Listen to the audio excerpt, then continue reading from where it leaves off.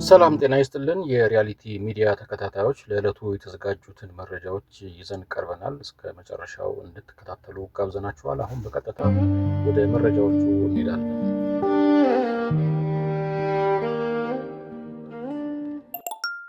በቅድሚያም የምንመለከተው የግብጽና ኤርትራ አዲስ የወደብ ስምምነትን የሚመለከት ነው። ሁለተኛ ደግሞ የኢትዮጵያ ብሔራዊ ምርጫ ቦርድ በከፊል ይፋ ያደረገውን የምርጫ ውጤት ነው። ከዛ በመቀጠል ደግሞ የ2019 የበጀት ዓመት የክልሎች ድጎማ አንድ አስገራሚና ባለፉት ዓመታት ያልነበረ አዲስ ክስተት የታየበት ሆኖ ስላገኘ ነው የምናካፍላችሁ መረጃ አለን። ሌሎችም እንደ ሁኔታው ይኖሩናል። እስከ መጨረሻው ተከታተሉን። በቅድሚያ ወደ ግብጽና ኤርትራ ጉዳይ እንመለሳለን።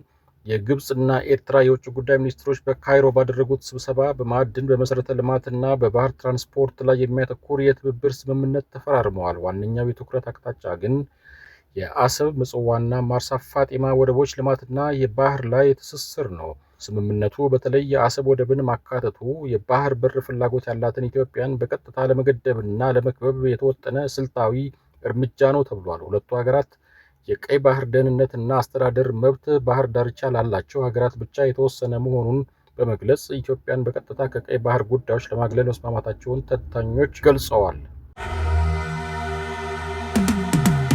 በቀጣይ የምንመለከተው ዜና ደግሞ የኢትዮጵያ ብሔራዊ ምርጫ ቦርድ ከፊል የምርጫ ውጤቶችን ይፋ ማድረጉን ተከትሎ የወጣውን ዜና ዘገባ ነው። ምርጫ ቦርድ እስካሁን በ4 ክልሎች ውስጥ የሚገኘውን የ24 የምርጫ ክልሎች ውጤት ይፋ ያደረገ ሲሆን እስካሁን በታወጁት 107 መቀመጫዎች እነሱም 22 ለፓርላማና 85 ለክልል ናቸው።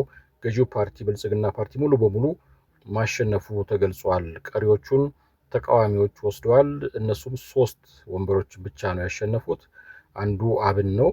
ሌሎች 2 ፓርቲዎችም እንደዚሁ ለፌዴራልና ለክልል መቀመጫዎችን እንዳገኙ እየተዘገበ ነው። 3 መቀመጫዎችን ያገኙት እነዚህ 3 ወንበሮች ገዢው ፓርቲ አስቀድሞ በእጩ ምዝገባ ወቅት ያልተወዳደረባቸው ክልሎች ናቸው። የአጠቃላይ የምርጫው መጨረሻ ውጤት ድምፅ ከተሰጠበት ቀን ጀምሮ ባሉት 20 ቀናት ውስጥ ሙሉ በሙሉ ተጣርቶ ይፋ እንደሚሆን ተጠቁመዋል። ለቀጣዩ የ2019 በጀት ዓመት ከተመደበው ከ2.3 ትሪሊዮን ብር በላይ ጠቅላላ በጀት ውስጥ ለክልሎች የሚደረገው የድጎማ በጀት ድልድል ይፋ ሆኗል። በዚህም መሰረት ኦሮሚያ ክልል 179.35 ቢሊዮን ብር በማግኘት የመጀመሪያ ደረጃ ላይ ተቀምጧል። አማራ ክልል 122.42 ቢሊዮን ብር በማግኘት ሁለተኛ ደረጃ፣ ሶማሌ ክልል 51.94 ቢሊዮን ብር በማግኘት ሶስተኛ፣ ደቡብ ኢትዮጵያ ክልል 36.58 ቢሊዮን ብር በማግኘት አራተኛ፣ ትግራይ ክልል 31.38 ቢሊዮን ብር፣ አዲስ አበባ 74 ሚሊዮን ብር ብቻ ተመድቦላታል። ነገር ግን ይህ ለአዲስ አበባ የተመደበው በጀት ከዚህ ቀደም ከድጎማ ዝርዝር ውጭ ለነበረችው አዲስ አበባ አዲስ እንደመሆኑ መጠን አነጋጋሪ ሆኗል። ከጠቅላላው በጀት ውስጥ 542.1 ቢሊዮን ብር የሚሆነው ለሀገር ውስጥና ለውጭ ዕዳ ክፍያ እንዲውል የተመደበ ሲሆን በጀቱ በሕዝብ ተወካዮች ምክር ቤት ሲጸድቅ ከመጪው ሐምሌ ወር ጀምሮ ይተገበራል።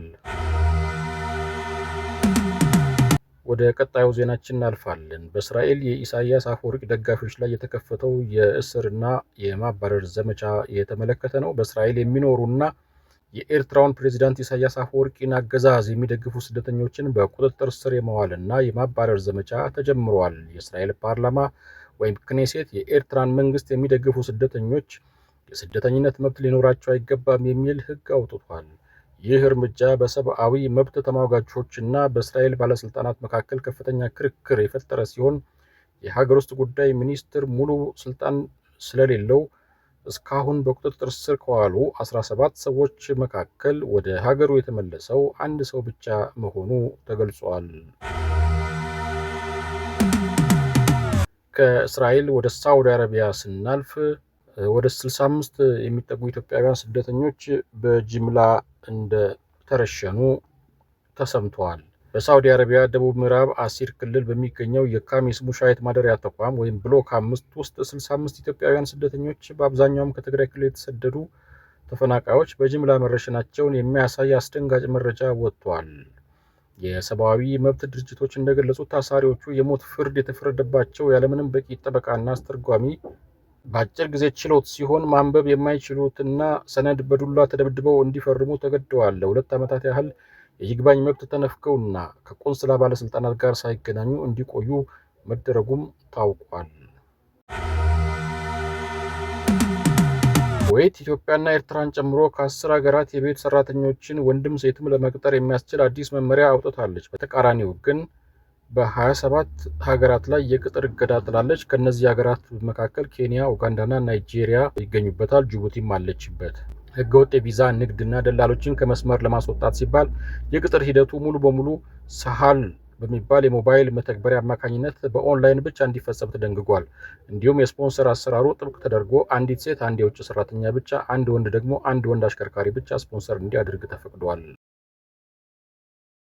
ለዕለቱ የተዘጋጁት ዜናዎች እነዚህን ይመስላሉ። በሌላ ዝግጅት እስከምንመለስ ድረስ በሰላም ቆዩ።